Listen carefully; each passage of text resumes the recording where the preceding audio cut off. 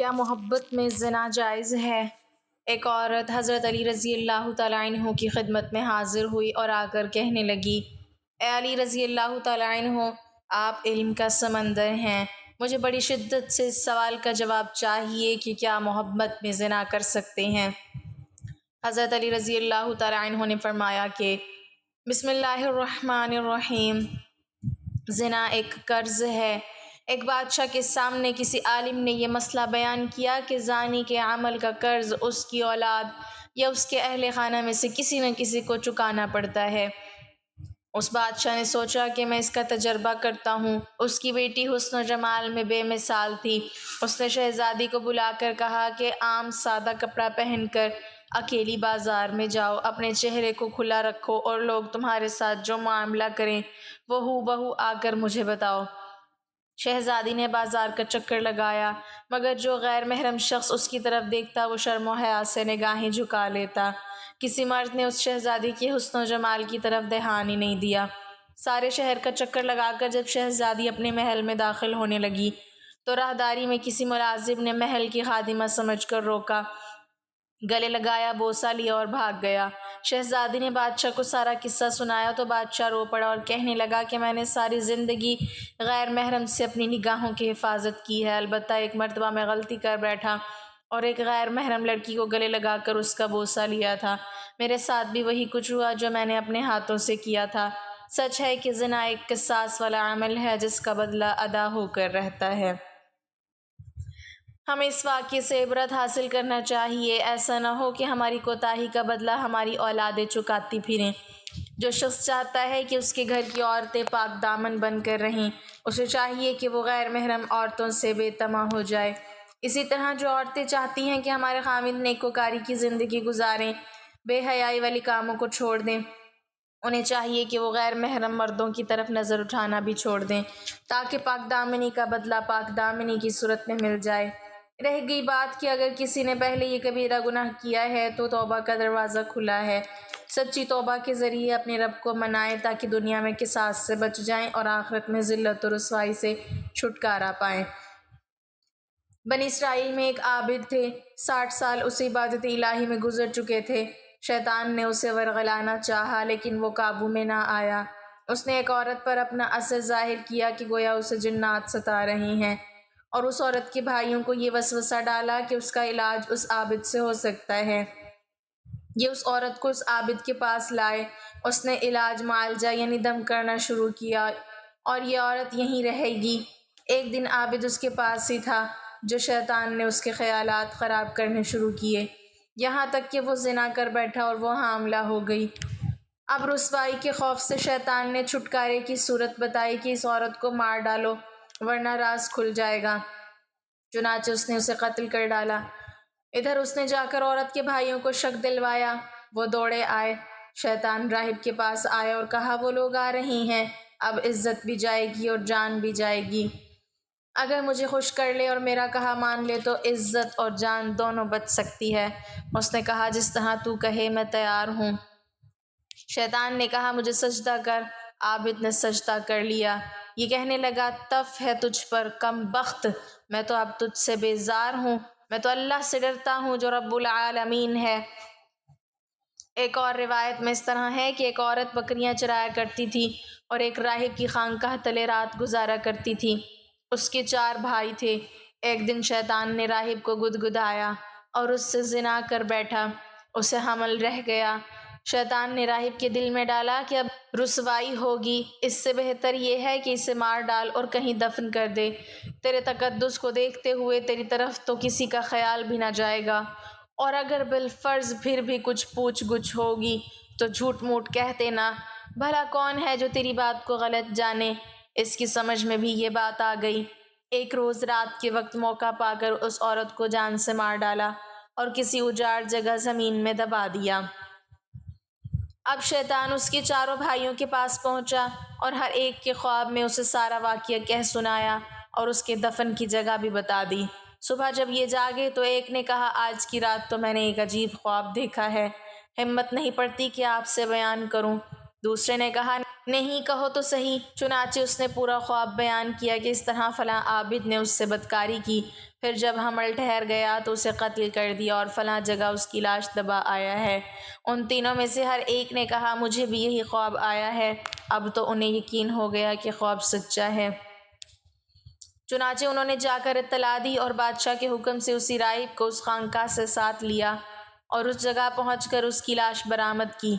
کامل ثبوت کے بعد اب اسے شاہی دربار میں لے چلے۔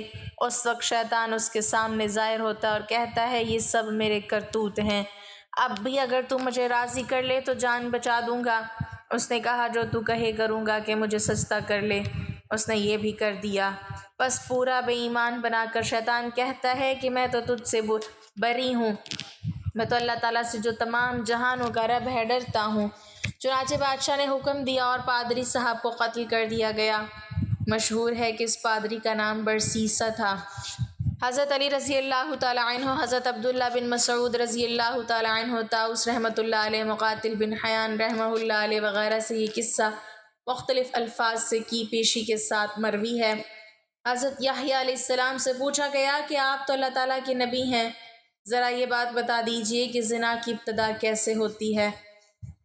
حضرت یحییٰ علیہ السلام نے ارشاد فرمایا دیکھنے سے یعنی دیدہ بازی سے اور تمنا کرنے سے۔ نظر بد بھی بدکاری و بے حیائی کی چابی ہے جس سے زنا کا دروازہ کھلتا ہے۔ حضور صلی اللہ علیہ وسلم نے حضرت علی رضی اللہ تعالیٰ عنہ سے ارشاد فرمایا اے علی، کسی اجنبی عورت پر اچانک نگاہ پڑ جائے تو نظر پھیر لو اور دوسری نگاہ اس پر نہ ڈالو۔ پہلی نگاہ تو تمہاری ہے اور دوسری نگاہ تمہاری نہیں بلکہ شیطان کی۔ اسلام میں نظر بازی قطعاً جائز نہیں ہے، کیونکہ یہی شیطانی تیر ہیں جو شرافت و اخلاق کو چھلنی کر کے رکھ دیتے ہیں۔ نظر کی حفاظت سے شرمگاہ محفوظ رہتی ہے۔ حضور صلی اللہ علیہ وسلم نے ارشاد فرمایا جب اجنبی مرد اور عورت ایک جگہ تنہائی میں جمع ہوتے ہیں تو ان میں تیسرا شیطان ہوتا ہے جو انہیں گناہ پر آمادہ کرتا ہے۔ حضرت عائشہ رضی اللہ تعالی عنہا فرماتی ہیں کہ میں نے حضور صلی اللہ علیہ وسلم کو فرماتے سنا ہے کہ جو عورت اپنے شوہر کے مکان کے علاوہ کسی اور جگہ اپنے کپڑوں کو اتارتی ہے وہ اپنے اور اپنے رب کے تعلق کو توڑتی ہے۔ حضور صلی اللہ علیہ وسلم نے ارشاد فرمایا کہ اللہ تعالیٰ کے نزدیک شرک کے بعد سب سے بڑا گناہ یہ ہے کہ آدمی اپنا نطفہ ایسے رحم میں ڈالے جو اس کے لیے حلال نہیں، یعنی زنا کرے۔ کوئی شخص بھی زنا کرتے وقت مومن نہیں رہتا۔ حضرت علی رضی اللہ تعالیٰ عنہ فرماتے ہیں غیرت مند آدمی کبھی زنا نہیں کرتا اور شریف آدمی کبھی فحش نہیں بکتا۔ بدکاری کوئی معمولی گناہ نہیں ہے، بدکاری معاشرے کا سنگین ترین جرم ہے، جہاں زنا وہاں فنا۔ اسلام میں زنا کا مرتکب انسان سوسائٹی میں رہنے کے قابل نہیں، وہ معاشرے کے لیے ناسور اور زہر قاتل ہے۔ اللہ تعالیٰ کے نزدیک اس قدر ذلیل ہے کہ اللہ تعالیٰ اس کا سطح عرض پر زندہ بھی گوارا نہیں کرتا۔ ایسے قبیح فعل کا مرتکب اپنی ماں، بہن، بیٹی اور اپنے پرائے کے ساتھ بھی زندگی بسر کرنے کے قابل نہیں۔ حدیث شریف میں ہے حضور صلی اللہ علیہ وسلم نے ارشاد فرمایا ساتوں آسمان اور ساتوں زمینیں شادی شدہ زناکار پر لعنت کرتی ہیں، اور جہنم میں ایسے لوگوں کی شرمگاہوں سے ایسی سخت بدبو پھیلے گی کہ اہل جہنم بھی اس سے پریشان ہوں گے اور آگ کے عذاب کے ساتھ ان کی رسوائی جہنم میں بھی ہوتی رہے گی۔ حضور صلی اللہ علیہ وسلم پر معراج پر گئے تو آپ صلی اللہ علیہ وسلم کا گزر ایک ایسے گروہ پر ہوا جن کو سخت عذاب ہو رہا تھا۔ آپ صلی اللہ علیہ وسلم نے حضرت جبرائیل علیہ السلام سے پوچھا کہ یہ لوگ کون ہیں؟ حضرت جبرائیل علیہ السلام نے جواب دیا یا رسول اللہ صلی اللہ علیہ وسلم، یہ وہ لوگ ہیں جو دنیا میں زناکاری کے کاموں میں مبتلا رہے۔ اسلام نے زنا کی سزا اس لیے رجم سنگزنی مقرر کی ہے تاکہ دوسرے لوگ عبرت پکڑیں اور اس برائی کو سر اٹھانے کا موقع نہ ملے۔ غیر شادی شدہ زانی کے لیے 80 کوڑے ہیں اور 1 سال ملک بدر کرنے کا حکم ہے۔ حضور صلی اللہ علیہ وسلم کی خدمت اقدس میں ایک شخص حاضر ہوا اور درخواست کی یا رسول اللہ صلی اللہ علیہ وسلم مجھے زنا کی اجازت دے دیں۔ آپ صلی اللہ علیہ وسلم نے ارشاد فرمایا کیا تو چاہتا ہے کہ کوئی تیری ماں کے ساتھ زنا کرے؟ عرض کیا نہیں چاہتا۔ آپ صلی اللہ علیہ وسلم نے ارشاد فرمایا اسی طرح اور لوگ بھی نہیں چاہتے کہ ان کی ماؤں کے ساتھ زنا کیا جائے۔ پھر ارشاد فرمایا کہ کیا تو یہ پسند کرتا ہے کہ کوئی تیری بیٹی کے ساتھ زنا کرے؟ عرض کیا نہیں۔ ارشاد فرمایا اسی طرح اور لوگ بھی نہیں چاہتے کہ ان کی بیٹیوں کے ساتھ زنا کیا جائے۔ حضور صلی اللہ علیہ وسلم نے ارشاد فرمایا انسان کا ہر عضو کا زنا میں حصہ ہوتا ہے، پس آنکھیں بھی زنا کرتی ہیں اور ان کا زنا دیکھنا ہے، اور ہاتھ بھی زنا کرتے ہیں اور ان کا زنا پکڑنا ہے، اور پاؤں بھی زنا کرتے ہیں ان کا زنا چلنا ہے، اور منہ بھی زنا کرتا ہے اور اس کا زنا بوسہ لینا ہے، اور دل خواہش کرتا ہے اور تمنا کرتا ہے، اور شرمگاہ اس کی تصدیق کرتے ہوئے زنا میں مبتلا ہوتی ہے یا جھٹلا کر باز رہتی ہے۔ حضرت مولانا شاہ عبد العزیز دہلوی رحمہ اللہ کے زمانے کا واقعہ ہے کہ دلی صوبہ سرحد کا رہنے والا ایک طالب علم شاہ صاحب کے مدرسے میں پڑھتا تھا۔ مغل سلطنت کے زوال کا آخری دور تھا۔ شاہی خاندان کی ایک لڑکی کو یہ خوبصورت لڑکا پسند آ گیا۔ اس نے ملازم بھیج کر اس نوجوان کو بلا بھیجا اور اس کے ساتھ میل ملاپ پیدا کرنا چاہا۔ نوجوان نے معذوری کا اظہار کیا کہ میں ایک طالب علم ہوں، خدا سے ڈرو۔ لڑکی پر نوجوان کے وعظ کا کوئی اثر نہ ہوا اور وہ اس کے ساتھ تعلق قائم کرنا چاہتی تھی۔ اب لڑکی انتقام پر آ گئی اور کہا کہ اگر تم میرے ساتھ میل ملاپ نہیں رکھو گے تو میں تمہارے ٹکڑے ٹکڑے کروا دوں گی۔ نوجوان بہت پریشان ہوا کہ کیسی مصیبت پڑ گئی۔ سوچنے لگا کہ میں کیا کروں، ایک طرف ایمان دوسری طرف جان کا خطرہ۔ کچھ دیر سوچتا رہا، اس نے کہا اچھا ذرا قضائے حاجت سے فارغ ہو لوں۔ بیت الخلاء میں گیا اور وہاں پر پڑی ہوئی ساری نجاست اپنے بدن پر لگا لی اور اسی حال میں باہر آ گیا تو ہر سو بدبو پھیل گئی۔ جب شہزادی سے سامنا ہوا تو وہ سخت ناراض ہوئی۔ اس نے گھر سے باہر نکلوا دیا۔ لڑکے نے گندگی سے بھرے کپڑے دریا میں جا کر صاف کیے، کپڑوں کو دھویا، اچھی طرح غسل کیا، نجاست دور کی۔ اس دن کا سبق بھی ناغہ ہو گیا۔ اگلے دن شاہ صاحب کی خدمت میں حاضر ہوا تو انہوں نے دیکھتے ہی فرمایا کہ آج کون سا عطر لگا کر آئے ہو؟ نوجوان بہت شرمندہ ہوا اور دل میں سوچنے لگا کہ گندگی کی بدبو ابھی تک جسم میں رچی ہوئی ہے، نجاست کا اثر رہ گیا ہے، اس لیے شاہ صاحب کہہ رہے ہیں کہ کون سا عطر لگا کر آئے ہو۔ نوجوان کہنے لگا حضرت بہت دھویا، کیا کروں، واللہ بہت دھویا، سارا دن اسی میں گزر گیا، کیا کروں حضرت۔ مگر شاہ جی اس سے مسلسل عطر کے بارے میں پوچھ رہے تھے کہ کون سی خوشبو لگائی ہے کہ سارا کمرہ مہک اٹھا ہے۔ شاہ جی نے اس دن بچوں کو چھٹی دے دی اور اگلے نوجوان سے وہ پوری داستان سنی۔ شاہ جی نے تمام کہانی سن کر قسم کھا کر کہا کہ نوجوان اتنی بہترین خوشبو میں نے آج تک اپنی زندگی میں نہیں سونگھی۔ یہ جنت کی خوشبو ہے جو تیرے بدن سے آ رہی ہے۔ اللہ تعالیٰ نے تیرے ایمان کی حفاظت فرمائی، تو نے جوانی کی عمر میں اپنے آپ کو حرام کاری سے بچایا۔ خوش نصیب ہے وہ انسان جس کا دامن زنا کاری سے آلودہ نہیں ہوا۔ دین اسلام پاکیزگی اور پاک دامنی کی زندگی اختیار کرنے کی تلقین کرتا ہے۔ اسلام بے حیائی کو پسند نہیں کرتا۔ ہر دور کا کوئی نہ کوئی فتنہ ہوتا ہے۔ آج کے دور کا ایک بہت بڑا فتنہ بے حیائی ہے۔ ہماری نوجوان نسل جو دیار غیر میں پروان چڑھ رہی ہے اور یعنی فحاشی کے سیلاب میں بہتی چلی جا رہی ہے۔ ہمارے نوجوان مغربی اوریانیت کے دل دادا بن چکے ہیں، اپنی منمانی زندگی گزار رہے ہیں۔ داناؤں کا کہنا ہے جس قوم کو تم ختم کرنا چاہتے ہو اس کے اخلاق و کردار کو بگاڑ کر ان میں اخلاقی برائیاں عام کر دو، وہ قوم اپنی موت آپ مر جائے گی۔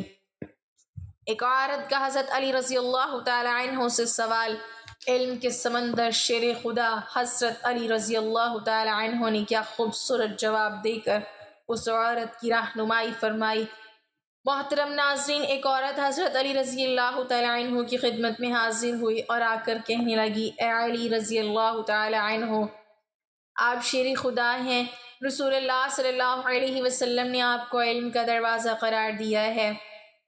میں آج آپ کی خدمت میں ایک سوال لے کر آئی ہوں، آپ مجھے اس کا جواب دیجئے کیونکہ مجھے اس سوال کا جواب بڑی شدت سے درکار ہے۔ حضرت علی رضی اللہ تعالیٰ عنہ نے فرمایا اے عورت، واقعتاً مجھے اللہ کے رسول صلی اللہ علیہ وسلم نے باقاعدہ یہ بات کہی ہے کہ میں علم کا دروازہ ہوں۔ تم پوچھو کیا پوچھنا چاہتی ہو، میں تمہیں اس کا جواب دوں گا تاکہ تمہاری زندگی آسان ہو سکے۔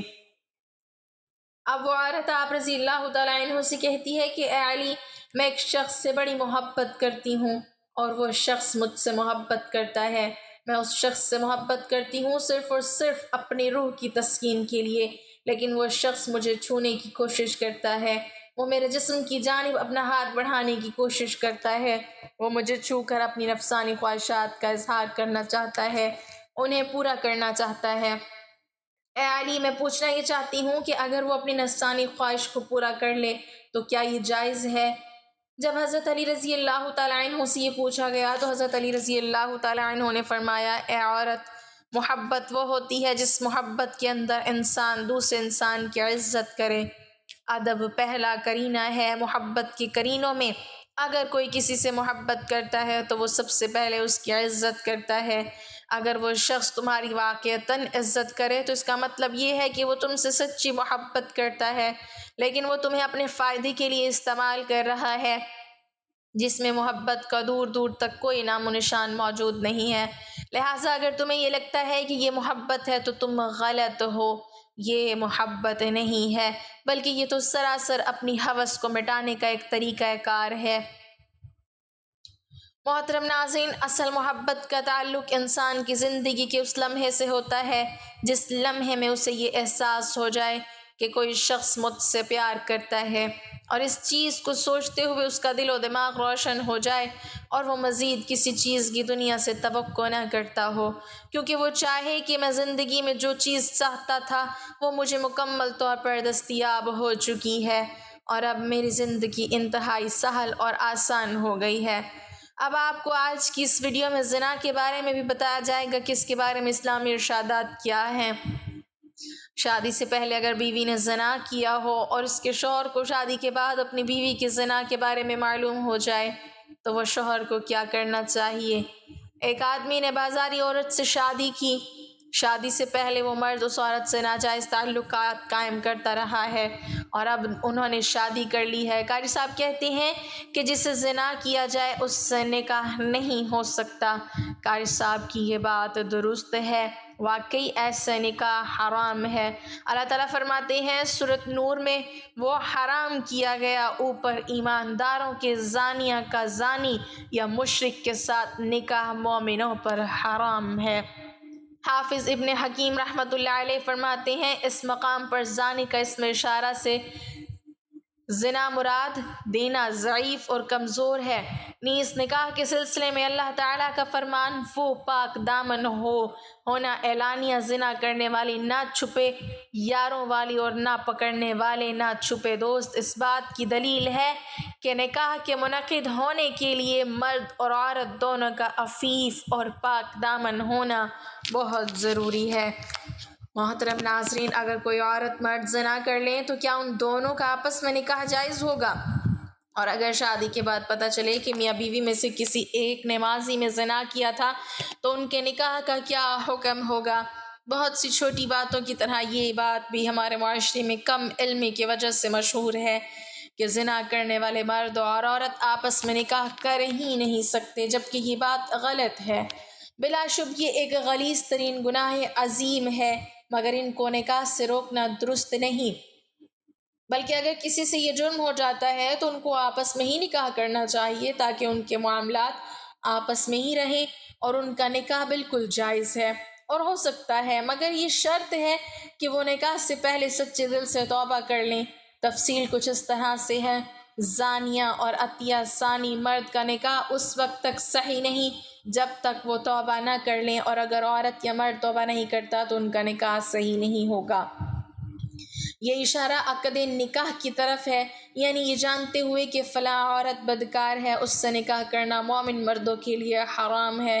اسی طرح اپنی پاک دامن بیٹی کو کسی بدکار شخص کے نکاح میں دینا جو تائب نہ ہو مومنوں کے لیے حرام ہے۔ ناپاک عورتیں ناپاک مردوں کے لیے ہیں اور ناپاک مرد ناپاک عورتوں کے لیے ہیں، اور پاک عورتیں پاک مردوں کے لیے ہیں اور پاک مرد پاک عورتوں کے لیے ہیں۔